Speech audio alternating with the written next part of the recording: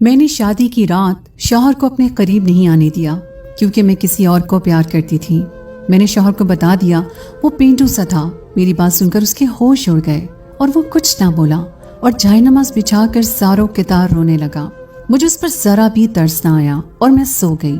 ایک دن اس نے میرے ہاتھ میں کچھ کاغذات تھما دیے اور کہا، اس کو صبح کھولنا۔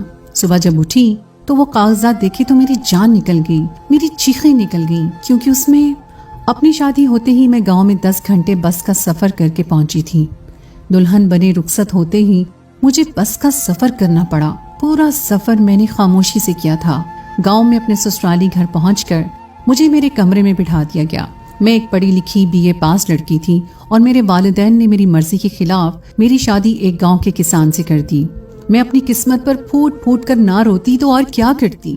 میرے دل میں کوئی امنگ نہیں تھی، بس افسوس تھا، تکلیف تھی، آنسو تھے، غم تھا۔ جب میرا شوہر غلام محمد میرے کمرے میں آیا تو میرے چہرے پر حد درجہ ناگواری سی چھا گئی تھی۔ میں نے اس پر ایک اچٹتی نظر ڈال کر ہٹا دی۔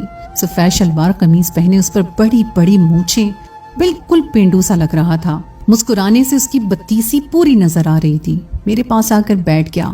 کچھ دیر مجھے بڑی محویت سے دیکھنے لگا۔ مجھے اس کا یوں دیکھنا بھی برا سا لگ رہا تھا۔ وہ مجھے ایک آنکھ نہیں بھا رہا تھا۔ مجھ سے کہنے لگا، میں بہت خوش نصیب ہوں جو مجھے تم جیسی